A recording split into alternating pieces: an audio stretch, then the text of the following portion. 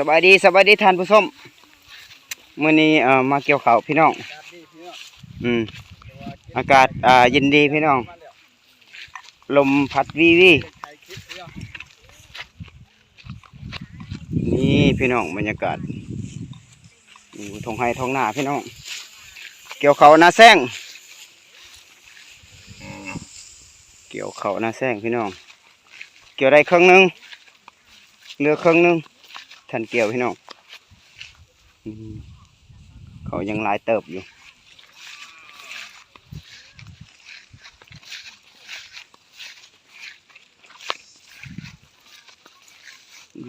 พี่น้อง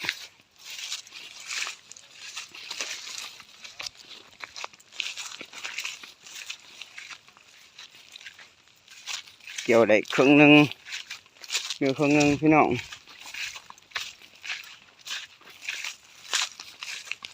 เขากะถือว่างามเติบพี่น้อง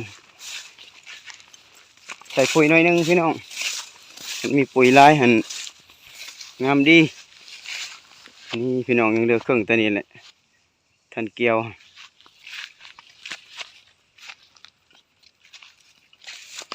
นี่พี่น้อง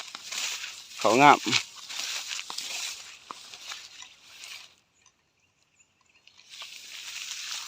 เกี่ยวเลยเด้อพี่น้องเด้อเขาหน้าแซงนี่เกี่ยวแล้วพอได้ลิ้นบุญสงกรานต์พี่น้อง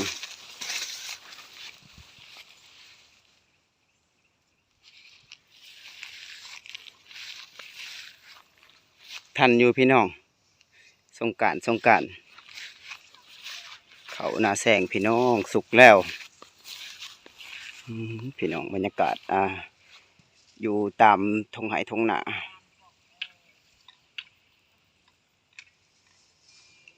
เขาถือว่าลายเติบ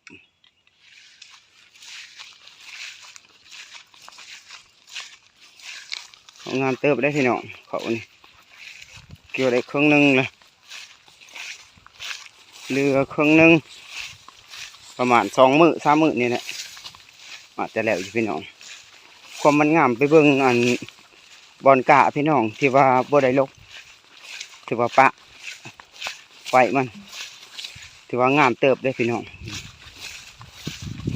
บอนตะกะมันยังเกี่ยวได้คือกันนะพี่น้องเขามันงามอยู่นี่พี่น้องนี่บอนตะกะพี่น้องความมันงามบ่ให้เว้า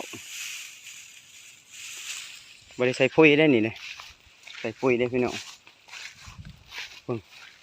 ความมันงามจนลบ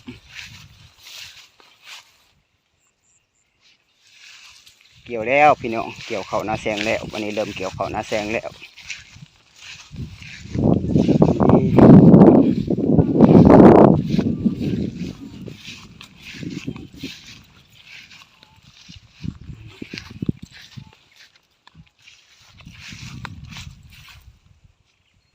โอ้ยหอนร้ายพี่น้องเดือดกันเลยโอเคพี่น้องคลิปก็จบเพียงเท่านี้เนาะฝากติดตามตอนต่อไปบ๊ายบายทุกคน